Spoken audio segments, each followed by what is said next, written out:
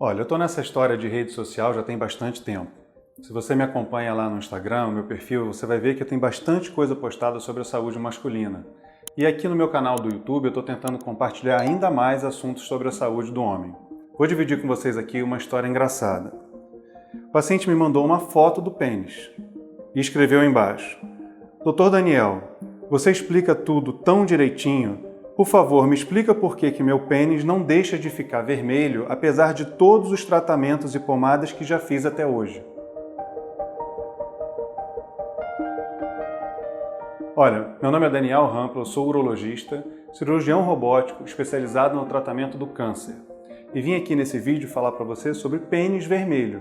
A candidíase, que é um termo muito comum, que circula muito nos grupos das mulheres, porque é uma infecção muito comum na vagina, também pode acontecer no homem. No homem, ele tem um termo técnico chamado de balanopostite. Na verdade, a balanopostite pode ser causada por vários fatores, sendo um deles o fungo da cândida. A questão é o seguinte: o fungo mora com a gente, ele está na nossa pele, da ponta do nosso cabelo até o dedinho mindinho do pé. Ele adora ambientes quentes, úmidos e abafados. Então, axila, glúteo, vagina, virilha, prepúcio são os lugares onde ele mais se prolifera. Principalmente se você tiver com a sua saúde meio mais ou menos. A diabetes, por exemplo, é uma doença que o urologista muitas vezes faz o diagnóstico.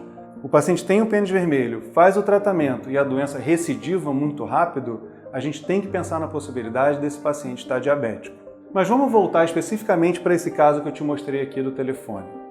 É muito comum o paciente passar vários cremes ao longo da vida. Porque o que acontece? Ele faz um tratamento, fica bem, só que o fator de risco continua lá, que é o prepúcio recobrindo a cabeça do pênis.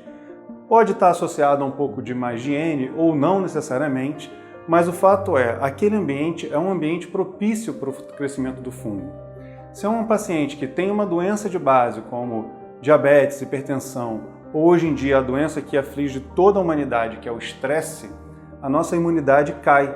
E esse fungo que mora com a gente acaba desenvolvendo a doença. Então ele faz o tratamento e melhora. 2, 3 semanas depois, aquilo volta, porque o fator de risco continua lá. Aí ele volta no médico. Às vezes faz um tratamento um pouquinho diferente, mas em geral muito parecido. Fica bem e depois volta. Aí ele fala, bom, esse doutor aí não está me resolvendo, eu vou em outro. E aí começa um ciclo igual ao outro, o tempo inteiro.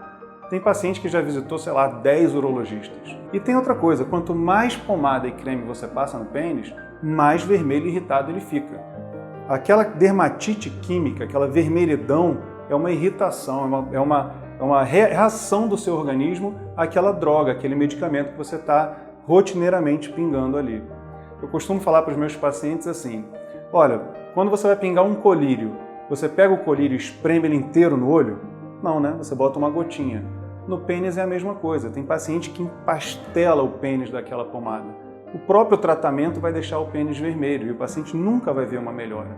Muitas vezes o que eu tenho que falar numa consulta é o seguinte, olha só, para tudo.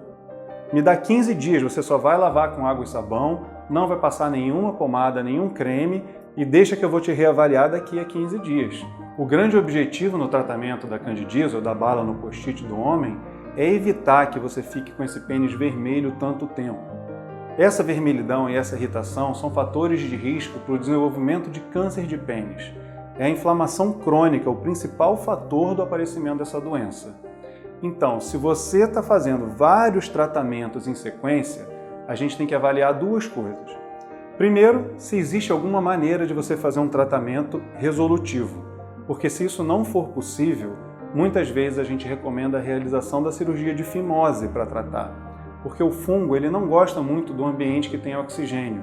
Então, se a gente tira aquele prepúcio, aquela pele que recobre a cabeça do pênis, o fungo tende a não crescer. Mas duas informações importantes sobre a candidíase no homem. Ela não é considerada uma IST, uma infecção sexualmente transmissível propriamente dita. Tá? Apesar de você poder transmitir e ser contaminado, isso não é considerado uma doença como sífilis, por exemplo. Mas vale a pena tocar nesse assunto, porque num casal, quando um está tendo muita infecção, é importante a avaliação do outro, porque a relação sexual pode estar fazendo um cruzamento aí das cepas de fungo. E em relação à fertilidade, existem alguns trabalhos que dizem que a infecção fúngica lá dentro do testículo pode sim afetar a qualidade dos espermatozoides e dificultar uma gestação. Então, se você está gostando desse vídeo, das informações que eu estou passando, dá um like aqui nele, compartilha com as pessoas que você conhece e não se esquece de se inscrever no meu canal.